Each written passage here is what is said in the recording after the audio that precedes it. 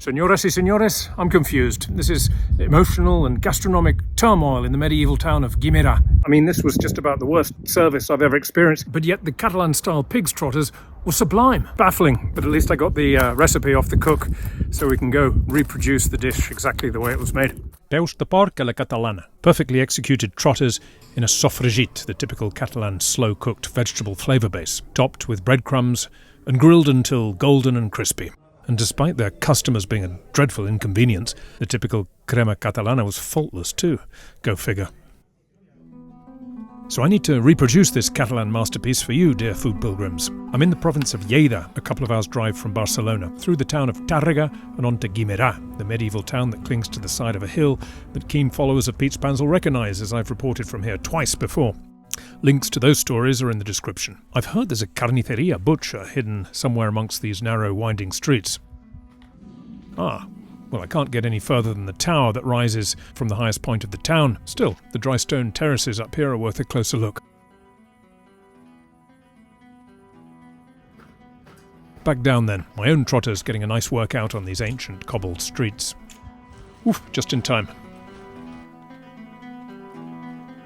If you haven't done it before, here's how to split a trotter.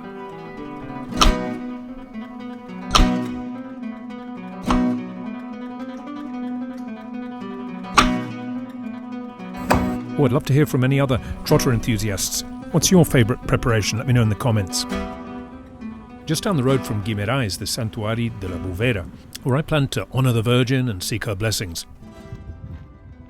But it's closed. Just as well, really. It's late afternoon, and the trotters take hours, so plenty of time for reflection and to soak in the peace and the natural beauty of the area. Here's what you'll need, and don't forget to subscribe for weekly authentic and traditional recipes from the provinces. So the trotters are started off well in advance. Some onion, a bay leaf or two, and a couple of cloves of garlic join the fun. A good amount of salt, too.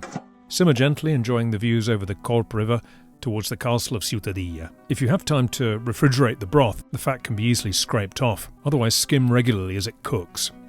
Pure jelly, apparently awfully good for skin, joints, hair, muscles, veins, nails, bones, heart, the gut, so basically everything. Finely chopped onion and green pepper. A good slug of olive oil.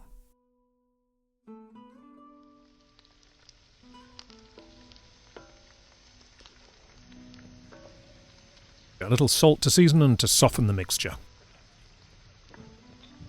A little later, garlic. The grated pulp of 2 tomatoes.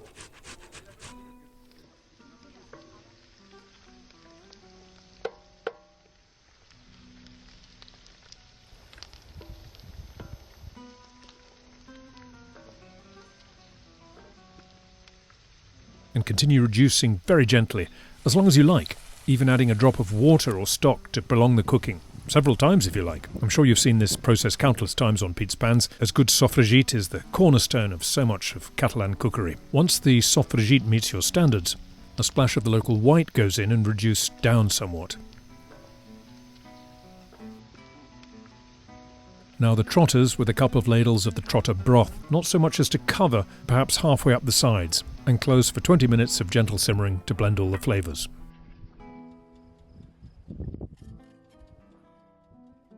Coat the trotters with this sofregit sauce and a generous sprinkling of breadcrumbs.